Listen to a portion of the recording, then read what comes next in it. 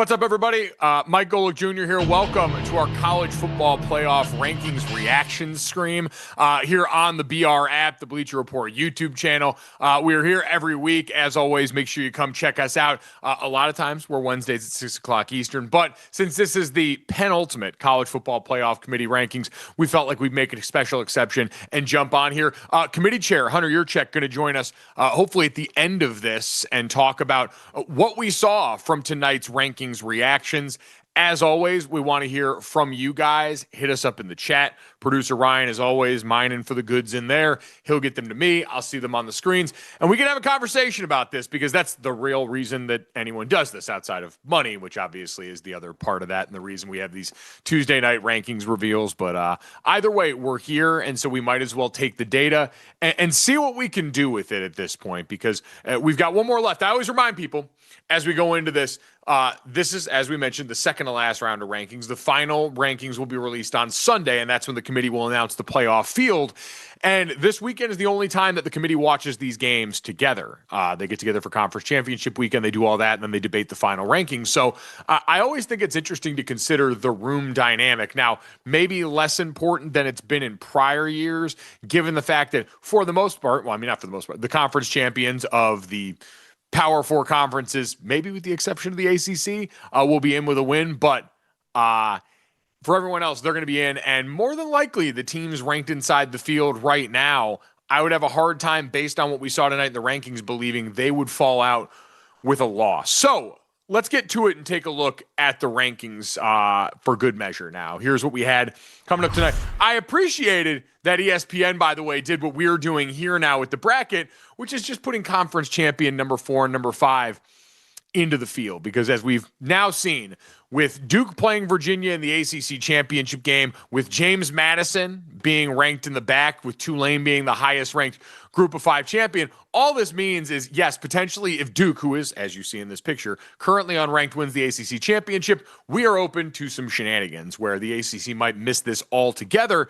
unless something happens with Miami. So going through here as we look at the rankings now, obviously one of the big results, the biggest result from last weekend, Texas A&M losing to Texas. Texas moves up in this round of rankings this week all the way to number 13, and I thought that would probably be what happened. Vanderbilt gets a big win against Tennessee, but Texas and Vanderbilt played very recently. Texas has that head-to-head win, and so after the win against Texas A&M, one of the best wins of the season for a team, and Texas, the owner there, they move up to number 13. So just outside of the theoretical top 12, even though we know 11 and 12 right now are spots that would get jumped by those conference champions that we're talking about. So that becomes the conversation there.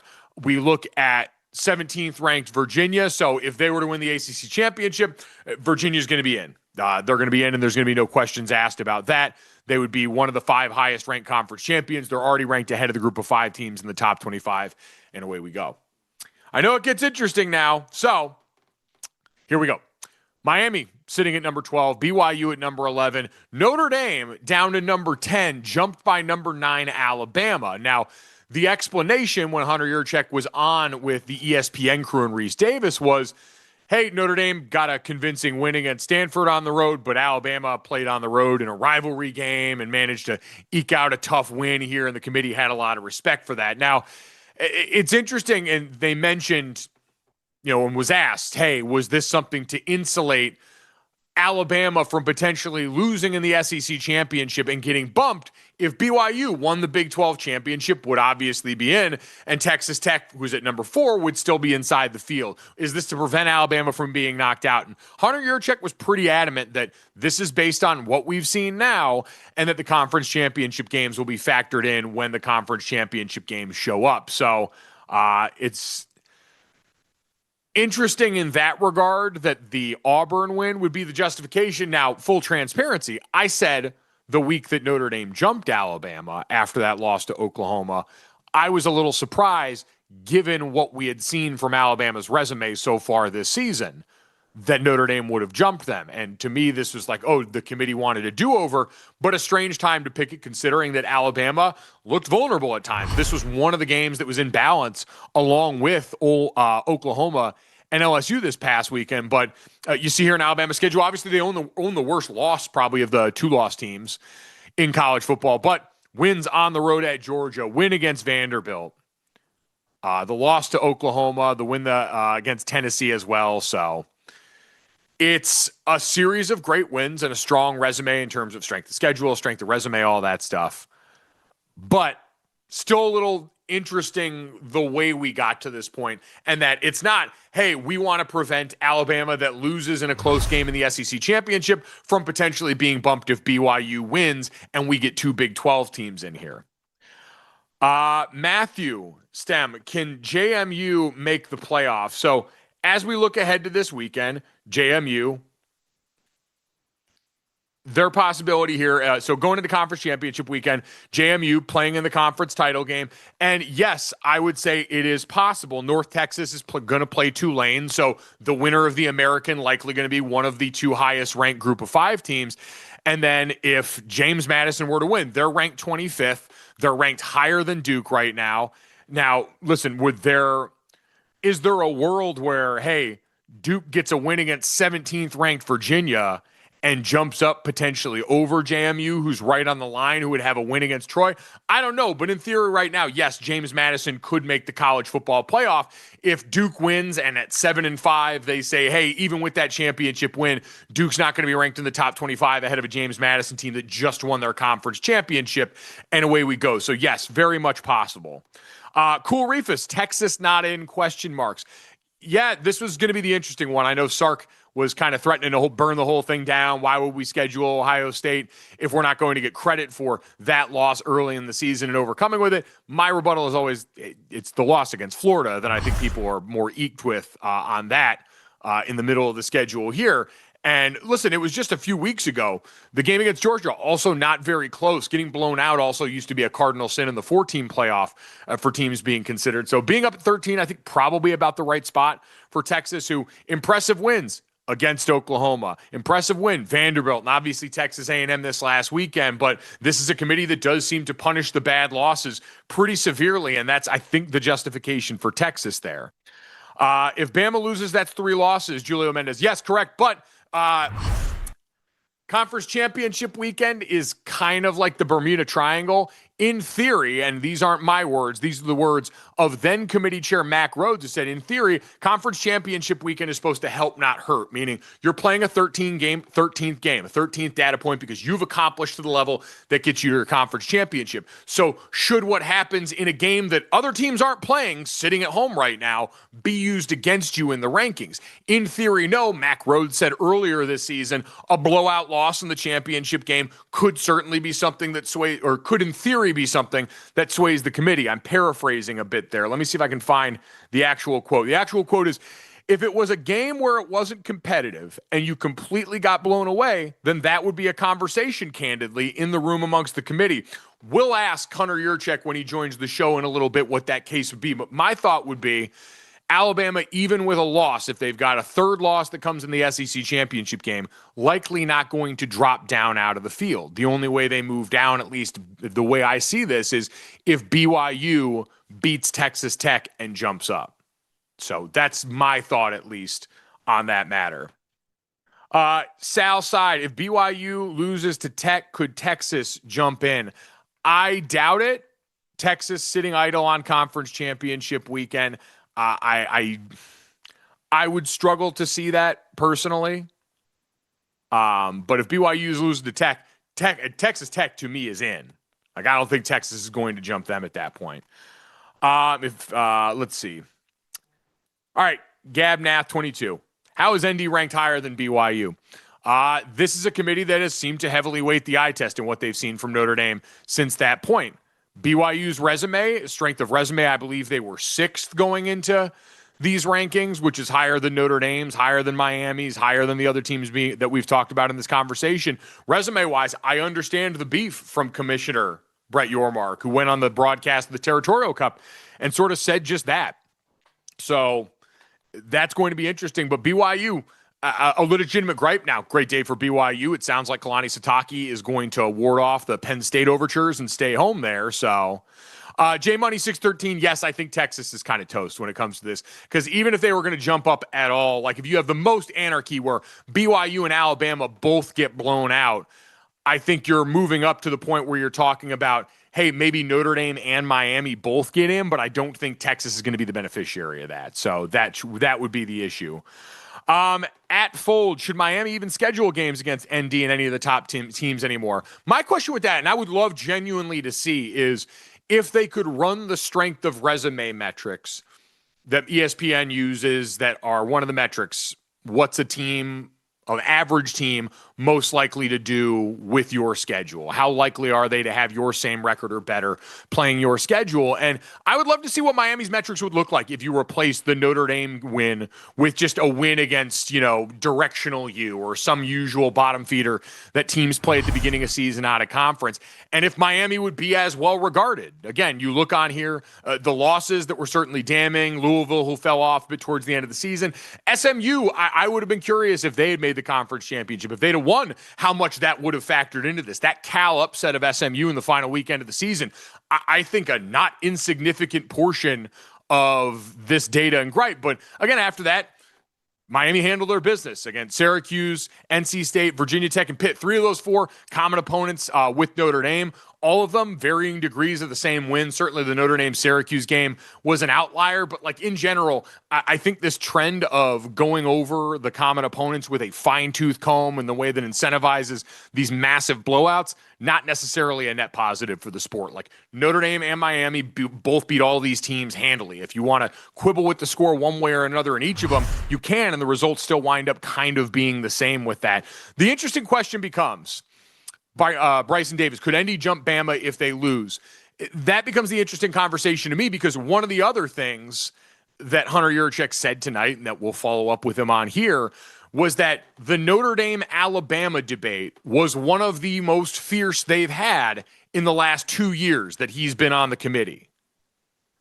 So what I want to know, and I think the logical question is, what was the debate like between Miami and Notre Dame? As I see a lot of people in the chat understandably upset that Miami is still ranked below Notre Dame. And the interesting thing that I've seen as a result of what we had tonight,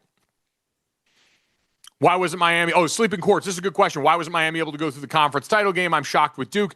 It's the way the tiebreakers are set up in the ACC right now, and it'll be interesting going forward. I believe it's the American where one of their higher-ranked tiebreakers is where you're ranked, I believe, either by some combination of the AP poll or the CFP poll or SP plus, one of them. But that's something I think will be interesting to see if some of these conferences explore going forward, because this is a conference expansion problem as much as anything in terms of Duke winding up in the ACC championship. These conferences have gotten so big that you have some teams that are going to go through this year, like Texas A&M, without having to play a lot of the big bads in the other parts of their conference. And while I disagreed with divisions being around, this creates a unique problem in its own right. I don't think, for what it's worth, that the ACC is trash. I think a lot of the middle pack ACC teams probably underrated relative to some of the conversations we have about middle of the pack Big Ten teams outside of the top 4 or 5 in there. So how does Miami get in becomes a really good question.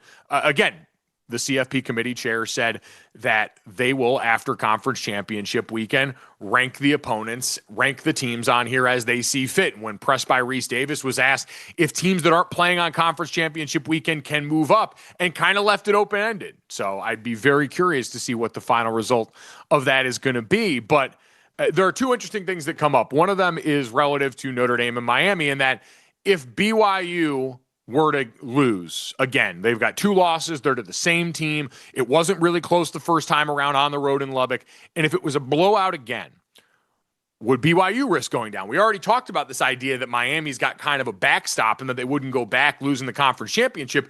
I don't know why that same theory wouldn't apply to BYU unless the blowouts do actually factor in. And if all of a sudden Miami was ranked right behind Notre Dame, I've seen a lot of people saying, well, wouldn't Miami jump Notre Dame? Wouldn't head-to-head matter? My thought is, wouldn't head-to-head matter right now? They're separated by 2 spots. To me, that's 2 teams discussed likely in the same pot of teams.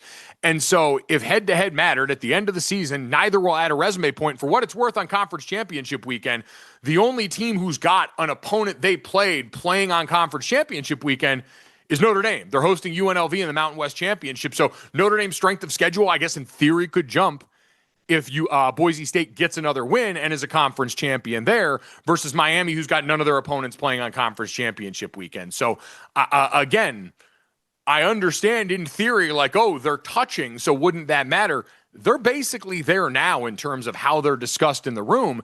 And the committee still looked at BYU, who on paper has resume points better than Notre Dame, and put them in between Notre Dame and Miami. So even if they're next to each other, I think they're still ostensibly in that spot now. King Zion, Miami dominated Notre Dame. Hey, listen, there were spots in that game where they physically beat them, didn't put their foot on the gas down enough to only win by 3. Take that up with the team and the coaching staff that made the decisions there.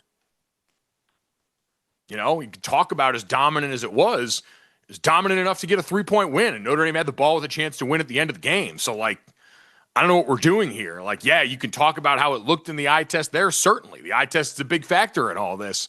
But at the end of the day, it was a 3-point win. Braves Obsidian, why did Ole Miss jump Texas A&M? Well, I think Texas A&M was a team that schedule-wise, when you looked at them, a lot of people had questions about the road that they had going through a lot of this. And so that one loss coming when it did might have messed with some brains a little bit. Ole Miss was interesting also this week. Now, you take a look at Ole Miss's resume. Lost to Georgia, win against Oklahoma, win against, at the time, number 4 LSU. But overall, again, another one, schedule-wise. Let's see, just for bleeps and giggles here. In terms of strength of resume, Ole Miss 7, Texas A&M 3. Worth noting there. Texas A&M, strength of schedule 15, Ole Miss 40. It's a good point. And in all the Notre Dame-Miami debate, hadn't really considered. Is interesting to think about. Ole Miss also jumping in a week where I think a lot of the speculation was with Lane Kiffin leaving for LSU, would they drop because of that? Similar to the Florida State Jordan Travis conversation, you are a different team going forward than the one that we expected. And so would that affect the way the committee viewed them? Now, Lane Kiffin made a big song and dance about letting Charlie Weiss Jr. go back and coordinate the offense through all of this. Said he reached out and told the committee about that. I don't know how much that meant to them. I don't know how much it didn't. I know Ole Miss went out and got a rivalry win in the Egg Bowl against Mississippi in some pretty adverse circumstances, and Texas A&M technically lost this weekend, but their first loss of the year, you know what? Now that you say that, I am a little shocked why Ole Miss jumped Texas A&M. Austin Koch, if Georgia loses, does the Big Ten get 3 teams with a bye? This becomes interesting. I tend to think that if Alabama beat Georgia, they're probably getting jumped up into first-round bye territory. I don't think an idle Georgia, an idle Oregon would sit there and jump it. I think Alabama's sitting at 9. It'd be a big jump, but a big win being a conference champion. I do think that might be enough to get them in range for that this weekend. Alps 25 are OSU and Indiana guaranteed first round byes regardless of the outcome of the Big Ten championship. I would say probably, again, the one thing we can't really account for, and the one thing I'm very curious, and we'll ask Hunter Yurachek about, is how blowouts are going to be treated if they occur. I don't think that game's going to be a blowout. And if they play a close one-score game, if Ohio State pulls away at the end and wins by 10, then yes, I think Indiana is probably hosting a playoff game with the SEC champion, with the Big 12 champion in Texas Tech. So I do think that'd probably be the case. So yes, Ohio State and Indiana in pencil, probably both guaranteed to host a home game, or at least very likely to host a home game. Jay Cento, 55, bottom line, Miami. Oh, I missed it. Sorry. E. James 4, it's all good. Indy will get bounced again by A&M and nothing to see here. So, yeah, that is the interesting part of this, as you would right now as the bracket sits. Get a rematch of Notre Dame and Texas A&M from week 2 of the season. Close game, last play, holding call, all that stuff. No way A&M's strength was 15, where their opponent's record was 16-42 before playing Texas. I'm just telling you what the website says right now. And as I look at it right now on ESPN.com, it has Texas A&M strength of schedule as 15. Just telling you. If Tech loses to Oregon, if Tech loses, does Oregon get the 4 seed? That becomes a little bit more interesting now. Would BYU jump all the way up into getting that? You could argue BYU, hey, you erase your only loss of the season. That one was on the road. This one's at a neutral site. Would be really interesting. James 4, I wouldn't play ND anymore if it doesn't matter. What a joke. They probably won't. I wouldn't be surprised if a lot of teams are going to start to use stuff like this as an excuse not to play tough out-of-conference games anymore. Notre Dame's not going to join a conference until they're meaningfully left out of this. And even if Notre Dame were to get jumped and left out this year, I don't think that would be the push. I think an 11-1 Notre Dame team gets left out. Now we're talking about something different. So this, again, is the bracket. If you got more questions, fire them away here. James 4 seems to think everybody but Miami is a joke. So do with that what you will. Do with that what you will. All right. Let's look back at some of what we saw this past weekend in the sport that affected this in a way that's strange. So Oklahoma and Alabama both got by on ugly wins. Oklahoma against an LSU team that, obviously got the great news for them that Lane Kiffin's coming to coach their team right now. Alabama gets their win in the Iron Bowl. And I think for a lot of people watching Oklahoma in recent weeks, now, statistically, this last week was a lot better for Oklahoma, almost 400 yards of total offense in this game, but some turnovers kind of undermine the effort. But you look at the games before that against Missouri, against Alabama, 212 yards of total against Alabama, 3 turnovers by the defense, 276 against Missouri, 2 interceptions by the defense. The defense has been doing a lot of work there, but John Mateer, he's probably he's the most dynamic playmaker on that offense. I don't think there's a ton of them, but it's a solid offensive line. It's a good tight end, and it's John Mateer that makes big plays for them. They're a timely offense to go along with a dominant defense, and so that defense is going to give them a chance in every game. I don't know if they're, right now, in my mind, a team I think can win a national championship with how that offense has looked at times. But I do think this is a team that certainly is a playoff-worthy defense and a championship-worthy defense with how they've held it down here. LSU, boy, oh boy, that coverage bust on the touchdown that ultimately gives Oklahoma the go-ahead. I feel like that's going to haunt them for a while. It's a defense that really, exceeded. The defense, there's a reason they're keeping Blake Baker around more than likely. I'll put it like that. The defense had been the standard all year long for that team while the offense struggled. Garrett Nussmeier gets benched. Michael Van Buren starts this game and throws for under 100 yards. It was tough sledding on offense, some really conservative play calling given how limited they were on that side of the ball. And this was still a 4-point game. So this was honestly the one, as we looked at the rankings, I was wondering, hey, is Oklahoma going to potentially drop down a little bit? But then again, you look at the head-to-heads, Oklahoma, just a few weeks ago, has the win over Alabama, and so that was going to end up being the floor there, and that's the way it goes with that one. So, again, wasn't super impressive this last weekend, and Alabama's a really interesting case study, right? It's a team that has monster wins, has the worst loss. That loss is week 1 against Florida State. This last game, Ty Simpson didn't cover himself in glory. He's still a great quarterback. The run game came alive a little bit more. But as J79 puts it, Bama definitely not peaking right now. I don't think anyone's confused. But it's also the thing, with this game, I was also sure, hey, they could wave the rivalry pen at this one the way that often happens in college football. Say, hey, hated rival, on the road, find a way to win. And away they go with that. And that's kind of what they did. Again, I've seen some people say, why did this happen if Notre Dame was ranked above them? Notre Dame hasn't really slowed down in the way they've looked at any of these games. Alabama loses almost loses, I should say, to an Auburn team. James A&M will smash ND a game. What game did you watch, brother? Clapping Cheek 69. Oh, God, wild name. Again, Texas A&M did win, and on the road, they deserve credit for that. But I don't know what world you guys saw where that game was some sort of ass-kicking that bears repeating given the way. But go figure on that one. All right, let's look ahead. Texas, Vanderbilt, and their case on the outside of the college football playoff. I think that's kind of a spot we've seen a lot of people going here in the comments. We always knew the order was going to be like this because the Texas-Vanderbilt game was more recent for the head-to-head people. And both these teams been on a run. Now, Texas, the loss to Georgia, tough one, but they end the season on a resounding note. And Arch Manning, I saw my buddy Nate Tice say that if he came out this year, he'd be his number 1 quarterback in the draft. He's improved a ton towards the end of the season. And I agree, at least, that he's improved. Now, Nate's a much better evaluator of quarterbacks than I am. See Drake May this last year.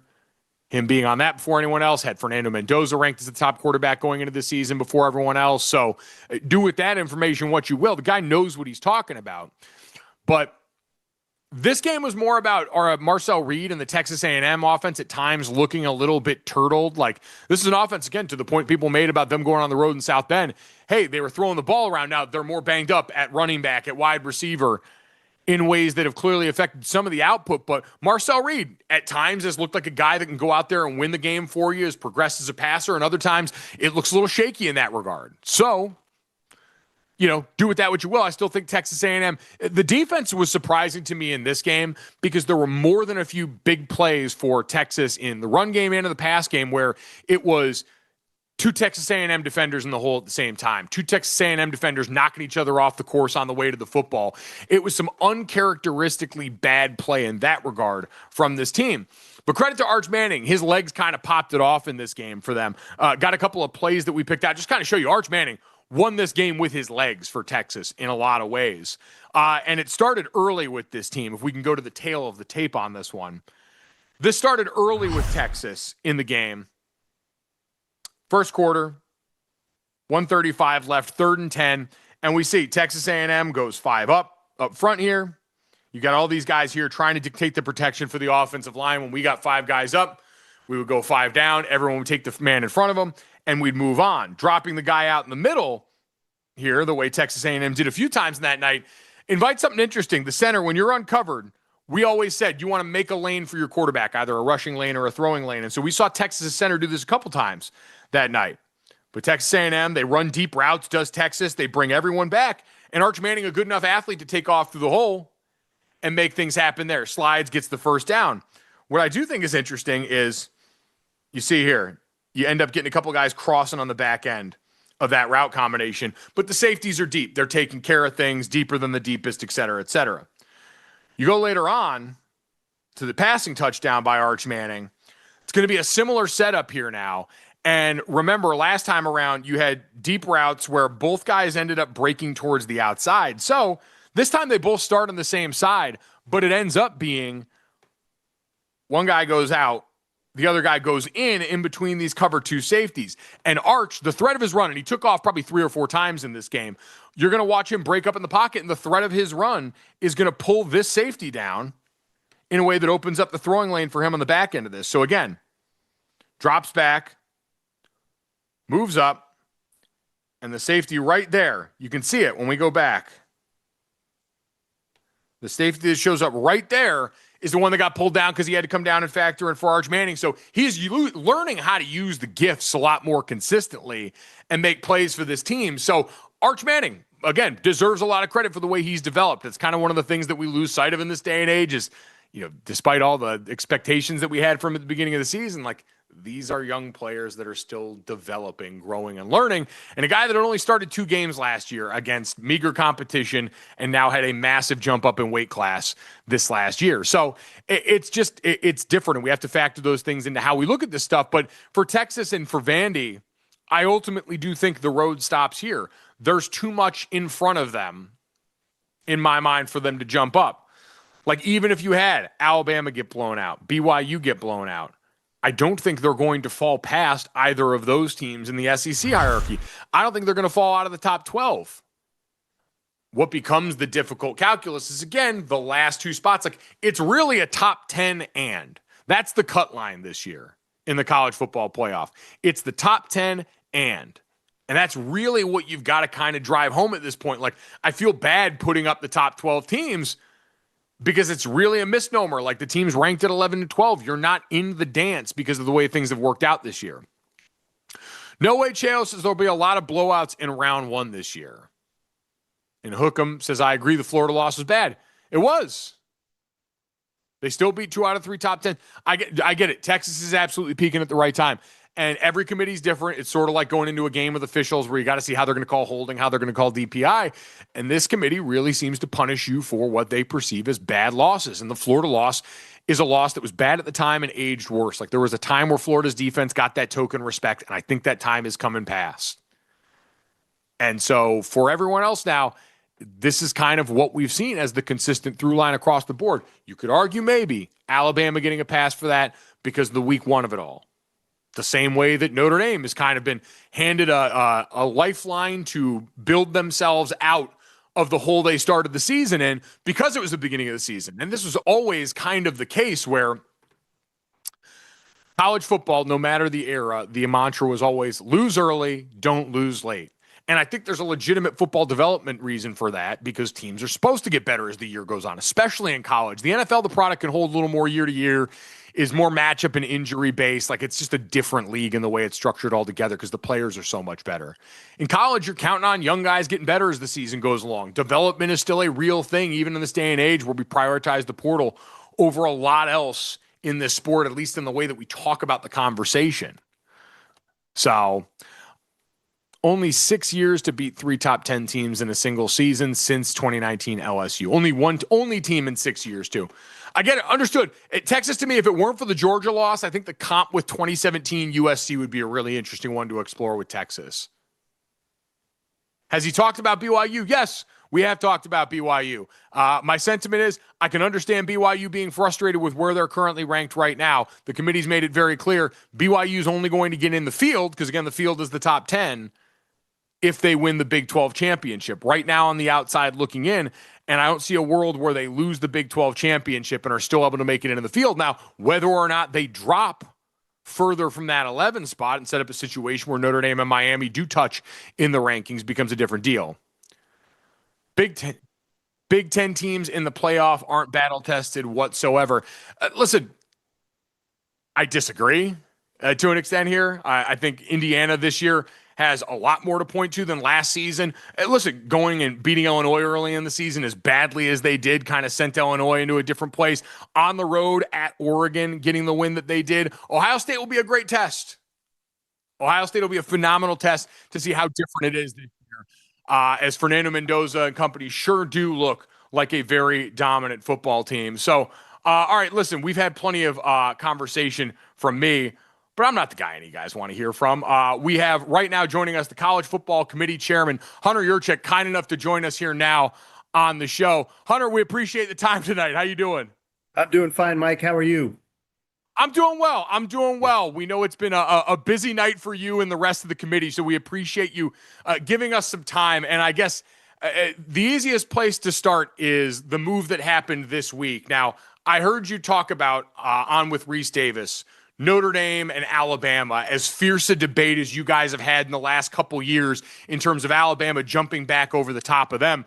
I guess I want to ask, looking the other way, because Notre Dame Miami has been such a topic of conversation, how close was that debate in the room this time around, separated by only one team?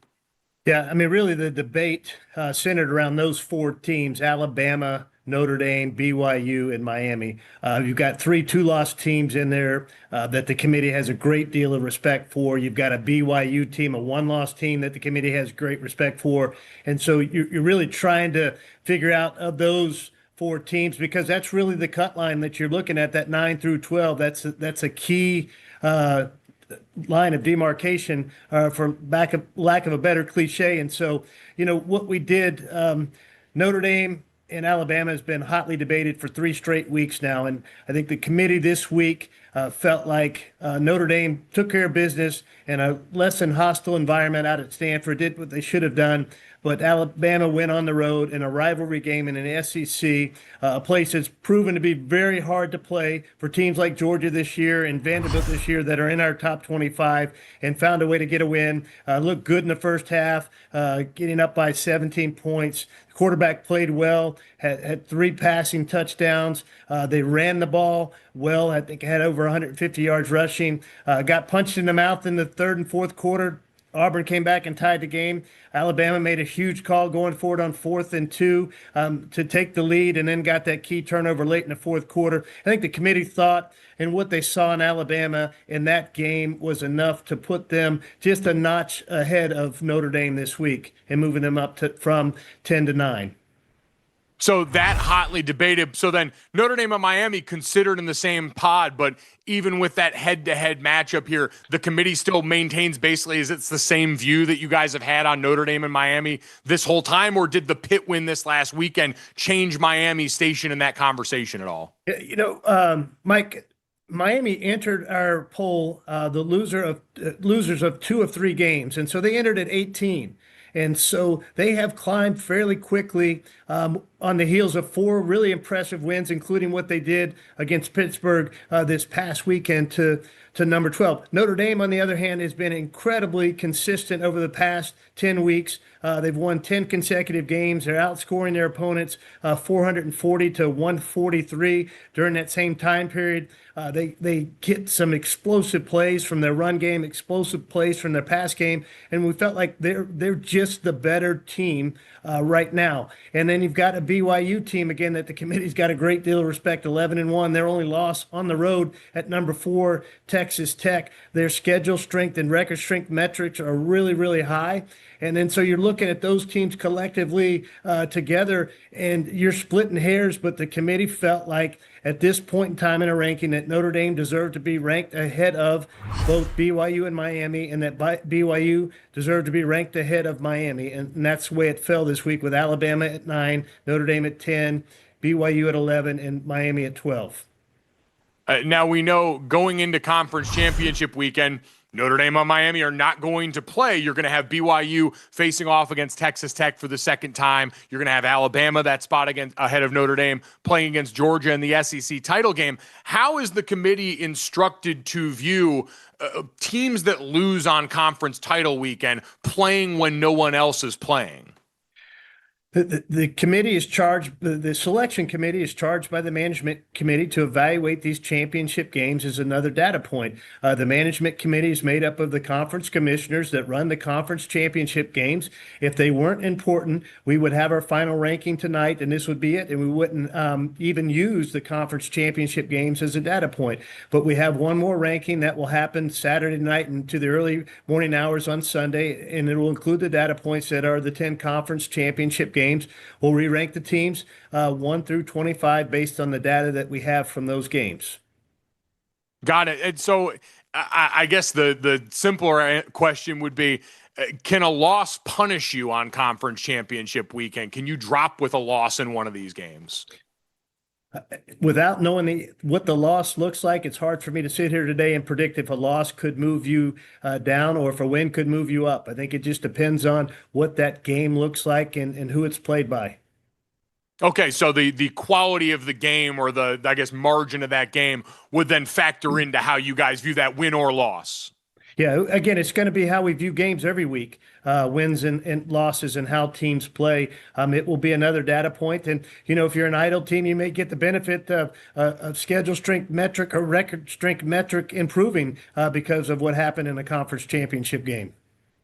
Okay, certainly a possibility to keep an eye on. Another interesting situation this week was Ole Miss in the playoff field still, but we know Lane Kiffin, their head coach, moved on and took the job with LSU. We saw the news that Charlie Weiss Jr. going to be back calling the plays for them if they are indeed in that final playoff field, which it looks like they're going to be now. How much were those factors, the volatility and the changes of the coaching staff around that team, factored into the way that you guys analyze this team?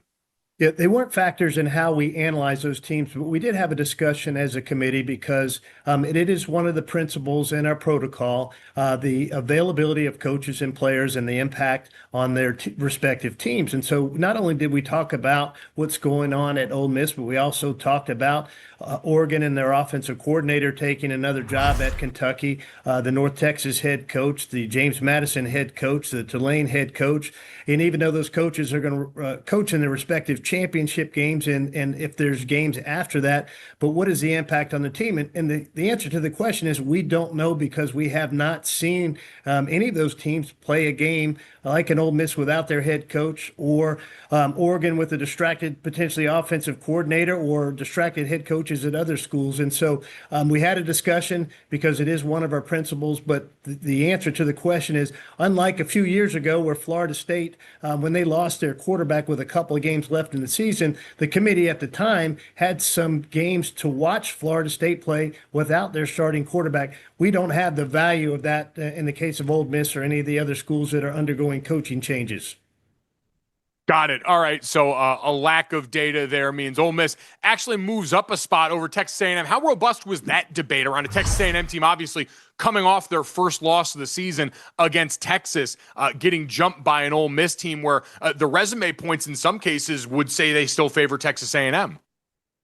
Yeah, you look at that grouping of now the 5 one-loss teams, starting with Georgia, Texas Tech, Oregon, Ole Miss, and Texas A&M. 5 really good teams, 5 teams that have some really good metrics, impressive wins. And I think what it came down to, especially when you specifically asked about the Ole Miss and Texas A&M debate, we feel like Ole Miss is a little bit better offensively than Texas A&M.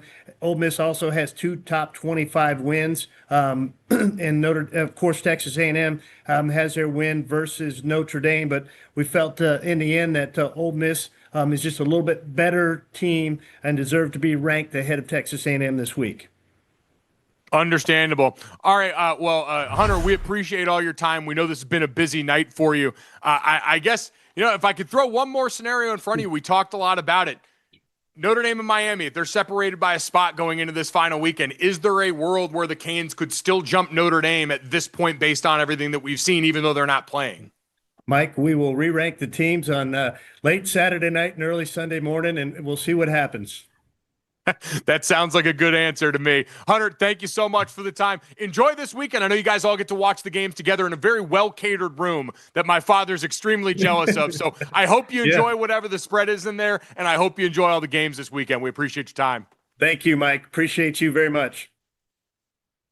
Awesome stuff. Again, the College Football Playoff Committee Chair, Hunter Yurachek, kind enough to join us here on the show today. So lots of interesting stuff to digest there. I'm sure the chat has really enjoyed all of this, and lots of good information. We appreciate him taking some time for us there. I had to try and sneak that one in the end. I'm only human. All right, let's finish this thing off the way we always do. The quarterback trust tree, every week, pyramid style. We rank the team quarterbacks that we believe are capable of helping their team win a national championship. And it's been used in the past weeks as rewards for quarterbacks having good weeks, coming off some memorable occasions. We've talked about Joe Fagnano at UConn before that, the quarterback at North Texas, all these different things. And so now I really want to kind of zoom in on the quarterbacks that we do think have a chance to help their teams win championships. So here we look at the pyramid. Fernando Mendoza still holding down that top spot. They rolled over Purdue. Way we go. Julian Sand in Ohio State, impressive performance against Michigan. On the road, dealing with the snow, all the stuff that shades of Michigan wins over Ohio State in recent years. And he helped make it happen in that game. Diego Pavia finished the season on an absolute tear. Monster passing, rushing. Going to be a guy very much in that conversation for the Heisman Trophy come the following weekends here in December. And then in the last row, Arch Manning, Dante Moore, CJ Carr, Trinidad Chambliss, and Ty Simpson. I think these ultimately the quarterbacks that look the part for this. Now, obviously, we talked about it, Diego and Arch Manning on the outside looking in, but I think have acquitted themselves. Certainly Diego Pavia. If you watch that Vanderbilt team and try and imagine the world without him on that squad, I have a really hard time. I have been impressed by the development of Arch Manning. Dante Moore has been incredibly talented and played a much more consistent performance this last weekend. He's another guy that's grown a lot from the middle of this year from some of those tougher matchups against the Iowas of the world and the meat of their schedule. CJ Carr been pretty consistent all year long. Maybe not as flashy, as gaudy as it was early in the season, but I think part of that is also just this has kind of become the expectation for him in that offense. Trinidad Chambliss, the engine that makes the thing go. And having Charlie Weiss Jr. back, the voice in his ear, I think important. I know Lane was certainly involved in a lot of the decision-making, certainly involved in a lot of the big, fourth down decision-making, things like that in the games. But Charlie's got calling the plays for them right now. That's been known. And so having that voice for Trinidad in game, I think huge for them going forward, to the point that Hunter Yurachek made about us trying to find and continue to gather data points on how that goes in. And Ty Simpson, who at times this year, especially throwing deep, has played some high-level quarterback. Maybe this last game wasn't the most gaudy statistically, but again, I think looking at the field now, these are the guys that feel like reasons their team can and would win the national championship going forward. So going to be really interesting. All very different styles, all very different offenses, as we've highlighted at different times with some of the plays that we've drawn up on this show. So it's an impressive group of players, very different than the quarterbacks we started the year with, right? Talking about Garrett Nussmeier, Lenora Sellers, and so many other quarterbacks that end up going by the wayside. Drew Aller at Penn State, to now give way to this group where a lot of young players, guys stepping into the starting role for the first time in their career, guys changing locations the way Fernando Mendoza did, all now playing meaningful parts on teams with legitimate national title opportunities this year. We'll see if it's really Ohio State versus the field or not, but I have a feeling there's a bunch of teams. It's going to be very matchup driven, very NFL-esque when it comes to the postseason here. So thank you to everybody in the chat that's joined us as always. We appreciate you guys. I know there's a lot of strong opinions about what's going on right now. We saw them popping off, so we appreciate you guys joining us. Thank you to Hunter Yurachek for joining us and walking through a number of the scenarios for the College Football Playoff Committee and how they're viewing this. Hopefully some of that insight helps you guys as we go into this final weekend to kind of understand how they're viewing these matchups. I think what I took away from that, how you win or lose on conference championship weekend can still matter and can still be held against you. It does seem like the teams that are not playing could still see their metrics change in a way that maybe helps them in some of these conversations. And the teams that they were considering together, Notre Dame versus Alabama, that 4-pack of Notre Dame, Alabama, BYU, and Miami, all talked about in the same space. So those just bits of information we can take into the weekend as we get set to finally be done with all the talking and get ready to actually play some of these damn games. Everybody, enjoy conference championship weekend. Enjoy the final rankings. We'll be back here to break it down next week, as we always are. Make sure you always are ready to go on the BR app. Check out the Bleacher Report YouTube channel, and we'll be back to do it all with you then. Thanks so much. Talk to you then.